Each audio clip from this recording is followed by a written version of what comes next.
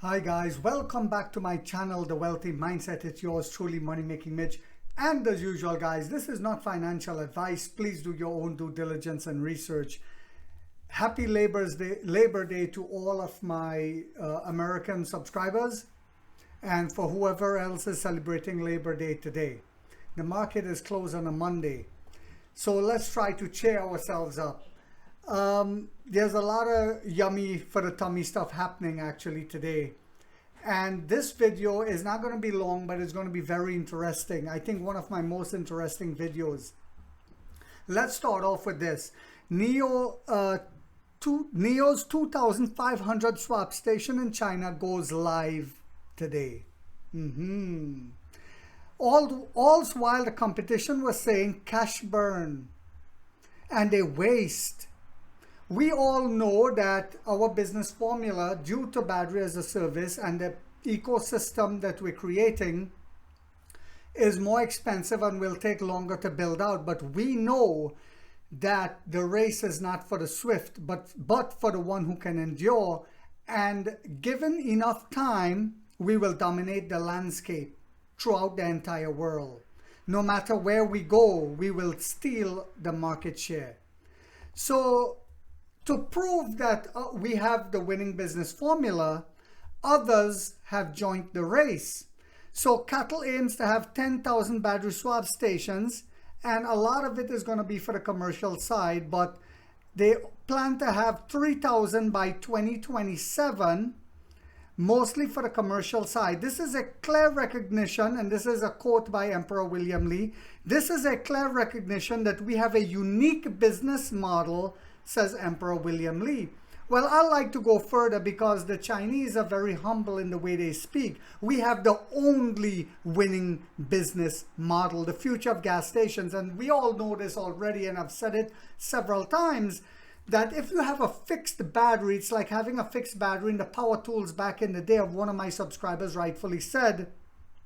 And after the battery cannot be recharged anymore, you had to throw away that tool, same as with the EVs, because at that point, the battery is worth as much as the car. Would you replace the battery or just get a new car? Critical thinking. Common sense ain't so common anymore, is it, my dear lads? Also, I wanted to mention that this venture by Cattle is actually a joint venture along with DD Global at the time that Cattle embark on this adventure to build these battery swap stations. DD Global, for those who don't know who that is, they are the Uber of China, basically. They're also in Africa, they're in Europe, they are in Latin American countries. So also, NIO to open UAE's first battery swap station at the Abu Dhabi F1 circuit. Very interesting. Now, remember Abu Dhabi invested $3.2 billion into NIO. This station will be 30 minutes from the capital. We are still targeting 25 countries by 2025. And remember, we're going into Italy, Spain, and France as well very soon, possibly before the end of the year, with Firefly coming by the end of the year as well. The new sub-brand under Firefly, I should say, not Firefly, a sub-brand under Firefly, because we have Alps and we have Firefly. Envoy is one of the brands coming under Alps, with many more to come, the 6 and 7 seater as well, and more after that. And then you have Firefly, and our first brand under Firefly is coming out by the end of this year. So it leads me to believe that the Firefly brand, because of the size of it's going to be like a very small SUV type thing. I believe because they're making swap stations for Firefly, a lot of the brands coming on the Firefly will be a small compact type car to compete with that segment.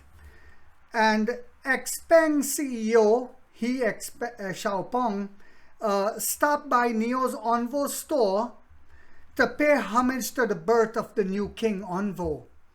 And this was all over Weibo. That's one of the social media websites in China.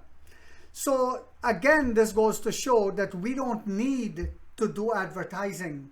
We get it for free, bringing incredible awareness. I also wanted to talk about this. Remember, I always said to you guys that it's a game. And once you learn the game and understand how the game is played, then you're ready to make money. But it is a game. And here in the West, they designed the game where they keep the middle class right where they want you to keep working for the rest of your life. You have a 401k or 403b. And most people, when I talk to them on one of my jobs or in the gym, oh yeah, I invest, I have a 401k. And what it is, it's some overweight guy that is well fed by charging you fees for managing a portfolio that you can do yourself. But most people want to go home and put their feet up and watch Oprah Winfrey, Montel, etc., watch nonsense on TikTok and entertain themselves instead of educating themselves. So they are caught up in the system. They never get out of the matrix and they stay poor and they die poor. Well, take a look at this clip of what Jaspreet Singh, Minority Mindset. I really admire this guy. He went to school to be a lawyer but never practiced law. But take a look at this clip, guys, and then we shall continue. I would love for you to share first, how do you think that institutions profit from our financial uneducation? Well, I think the system, our economic system, is designed to keep the majority of people poor. And our economic system is designed to profit off of when people are financially poor. Now, you might say, Jaspreet, you sound like a conspiracy. So corporations love it when you're financially uneducated because now they can sell more of their things. Governments love it when you're financially uneducated because, well, number one, if you're financially uneducated, that means you're going to be an employee and you're going to be a consumer. As an attorney, who's not your attorney, what I can tell you is that our tax code in the United States taxes income differently. When I make money from my investments, let's say I sell my stocks and I make $1 million, and you make $1 million as a doctor, a surgeon. You go to work every single day to make the $1 million. You're going to pay half of that in taxes, depending on where you live. If you're in California, half of that's going to taxes. As an investor, I'm paying 20% in taxes. All right, guys, welcome back. And also, sometimes I talk about politics and a lot of people say, Mitch, leave politics out of it. But you have to know what your politician's agenda is in order to know how it's going to affect your money. Take a look again at Jaspreet Singh on how he breaks down what Kamala Harris is proposing for investors.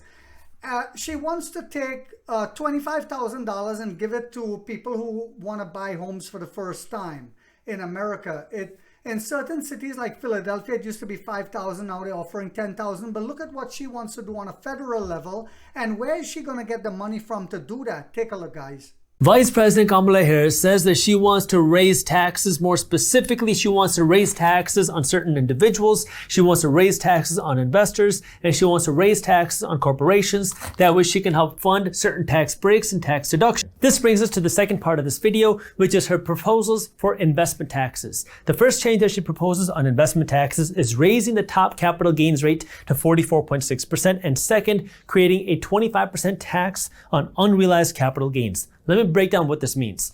Right now, if you were to go out and invest in a stock, and this stock goes from $100 a share to, let's just say, $10 million a share, you just made a lot of money, and if you sold it, you have essentially $10 million worth of profit. Now today, the top tax rate on capital gains, meaning investment income, if you own this for longer than 1 year, that's what you need to qualify for long-term capital gains. You have to hold on to this investment for at least 1 year. The top tax rate for these long-term capital gains is 20%. That's the top tax rate today.